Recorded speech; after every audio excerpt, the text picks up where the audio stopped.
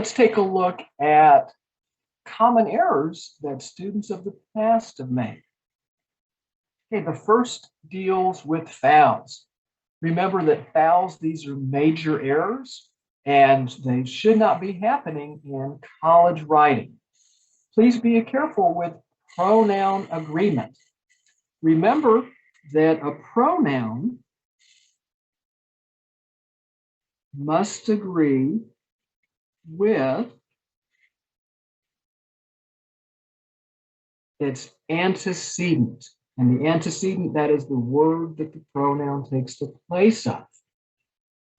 Avoid these words. Any type of singular indefinite pronoun, anybody, anyone, everybody, everyone, nobody, no one, so on and so forth. We don't want to use those. Number one, they're vague. Who's everyone? Who's everybody? Who is it? We don't know, right? We don't know. Don't do that. The second reason is that the use of these create pronoun errors. Because when we speak using these singular indefinite pronouns, we treat them as plural and not singular. For example, anybody reading Stopping by Woods on a Snowy Evening can easily find the theme which relates to their life. Right? That would be a pronoun error. Why? Anybody is singular, but there is plural. We can't have that. So how could we fix it? We would have to be singular. Relates to his or her life. Now we're being, right, we're matching singular, singular. There we go.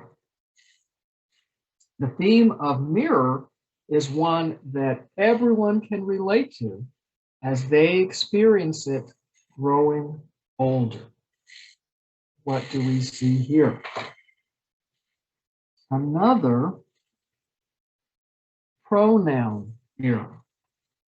Here we have they, and here we have that singular indefinite pronoun, everyone. This is why we should not use these words. Don't want to do it, right?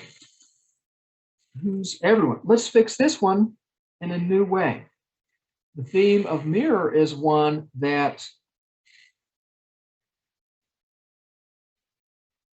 readers can relate to as they experience it growing older. Oh, yeah.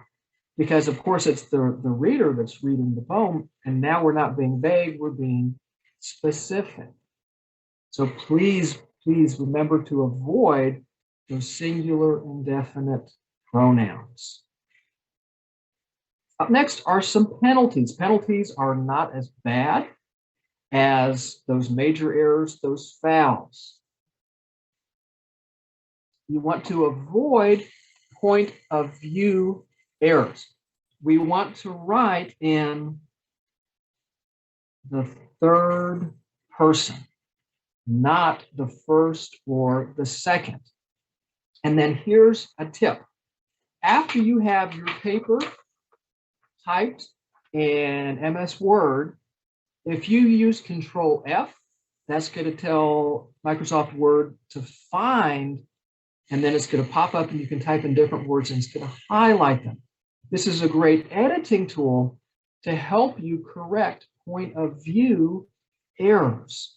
So if you see POV, that stands for point of view error. And then what you would do is type into the search field common, right? Instead of saying, I believe that, right? So you can type in I, that would be first person error. Then the common second person point of view errors, you, your, we, hour, that's when you talk to the reader. You don't want to do that. So this is just an easy way to help, MS Word do its job, right? Because the computer is supposed to help us. So let that computer help you. Now, here's something interesting. Sometimes it's okay to have those words in your paper. When would that be? So here's an example, right? Boom and boom. The narrator in My Last Duchess uses irony in the first stanza. She had a heart, how shall I say, too soon made glad. One example of irony I can find in My Last Duchess is in the first stanza. She had a heart, how shall I say, too soon made glad. This bottom one has a POV error, point of view, but not the first. You might be saying, well, hey, Mr. K, I see I here as well. That you'll notice it's in the quote. In other words, the poem uses I. So if your poem uses first or second person, that's okay. We have to leave that. You can't go in and change the words of the poet. And you'll notice this part here is okay. So what do we see here? Yep. Whoops. Now, so people say, well, hey, how can we fix this? Really easy to fix. All that we have to do is jump in and just delete anytime we're using first or second person. So instead of one example of irony I can find in My Last Duchess, one example of irony in My Last Duchess, right? There we just fixed it. So when you key those comma and point of view errors into MS Word using Control F, delete them, go in and just make those easy fixes. Up next are some miscellaneous things. Please have a good title. You don't want to use the title of your poem as the title of your paper. Connect it to the subject of the paper itself. And it doesn't, doesn't hurt to be clever. So if you're saying, example here, you're writing about the road not taken. Clever topic could be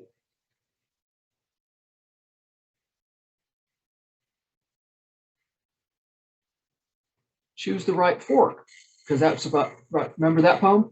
It's about the road forks off. It's kind of cute. Yeah, try to be clever. Where you could say, here for the poem Mirror, you could have mirror, mirror on the wall. I know it's a little corny, but it's clever, it's catching. It's a lot better than just using the title of the poem. So just to repeat, don't use the title of the poem as the title of your paper. Come up with one yourself. The next one connects with point of view errors, and I call it, please don't preach.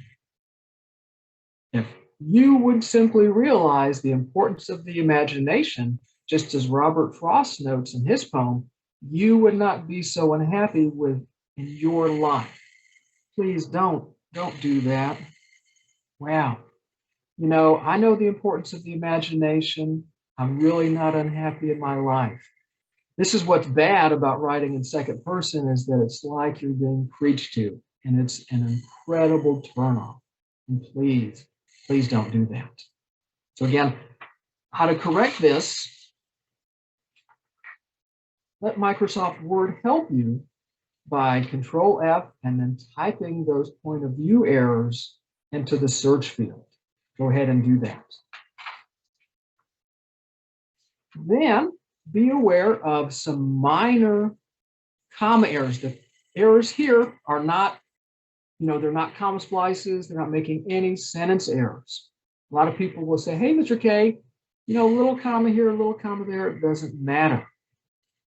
Commas are a lot like, when you're living at home with your folks, you want to have your room clean. Why? Because if your mom walks past the door and she peeks in and it looks like a pigsty, she's going to come in and start cleaning it for you.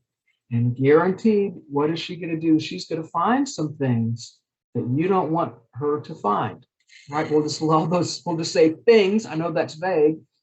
I don't want to say anything that caused me to lose my job because, yeah, I know. You got stuff in your room. You don't want mom to find it. So you want to have it clean. Same thing goes with your paper. If you got a lot of comma problems going on, or if you're going comma crazy, you're forcing the reader to slow down, right? And then start going through and finding more things. Don't want that to happen. So this first one,